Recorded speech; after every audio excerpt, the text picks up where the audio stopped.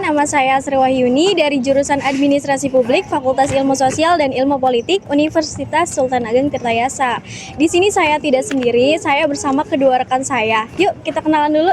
Halo, kenalin aku Robiatul dari jurusan Administrasi Publik, Universitas Sultan Ageng Tirtayasa. Halo, perkenalkan nama saya Nur Amalia, saya dari jurusan Administrasi Publik, Universitas Sultan Ageng Tirtayasa. Kira-kira sekarang kita ada di mana sih, Kak? Nah, jadi kita sekarang lagi ada di Stasiun Rangkas Bitung. Nah, kira-kira nih, kan kita udah di Stasiun Rangkas Bitung. Kita mau ngapain sih? Oke, jadi kita di Stasiun Rangkas Bitung itu mau cari tahu apa aja sih masalah-masalah yang ada di Stasiun Rangkas Bitung. Yuk cari tahu.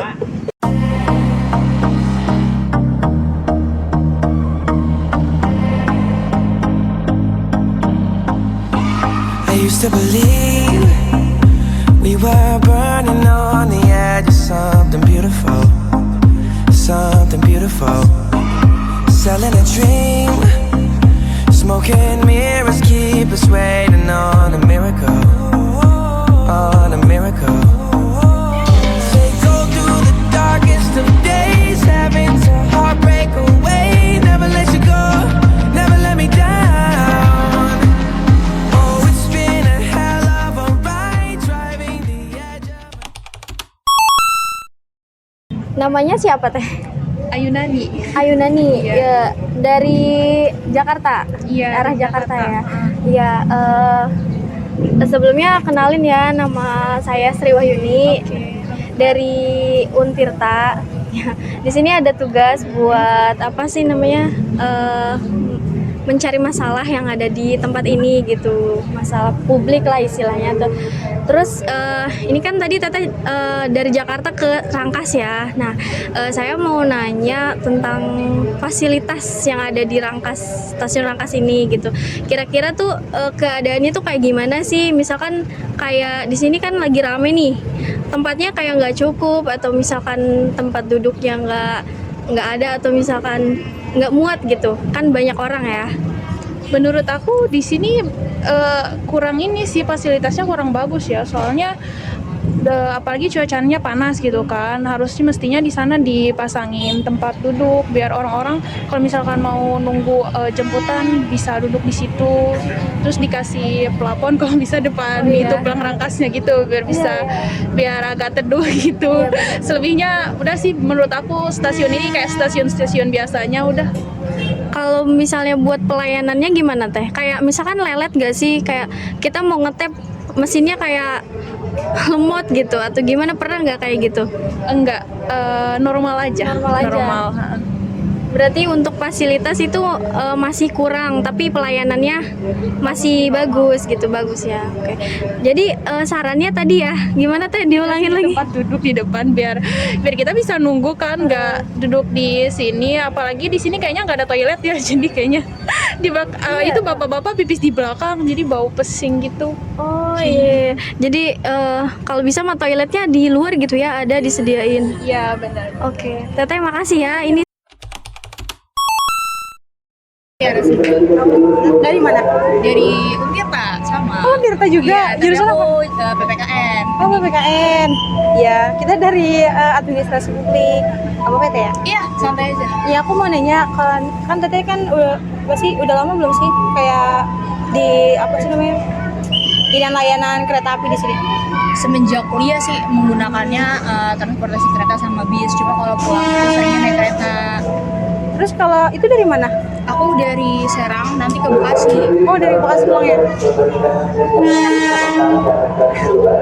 Pelayanan kalau lihat toiletnya sendiri ya, menurut Teteh gimana sih kayak kebersihannya gitu? Kalau dari segi kebersihannya dia lumayan bersih ya. Cuma tuh kadang-kadang WC-nya itu tuh orang kalau misalnya kencing atau itu airnya kurang disiram yang banyak gitu loh. Jadi tuh lubangnya itu masih berwarna kuning gitu, jadi kan jorok ya. Tapi untuk dari segi kebersihan dia lumayan bersih dan wangi sih. Terus kayak ada apa sih kendala nggak sih, kan Kak, toiletnya cuma sini doang ya, sedangkan kayak di depan itu kan nggak ada. Itu tanggapan Teteh gimana?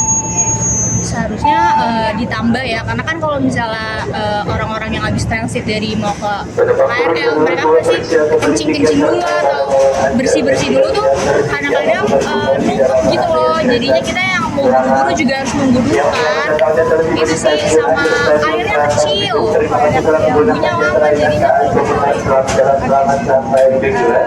Kita aja tanggapan apa ya? Ada lagi gitu nggak? Kayak tentang saran lain gitu. Kalau buat kayak toilet atau yang lain gitu lagi.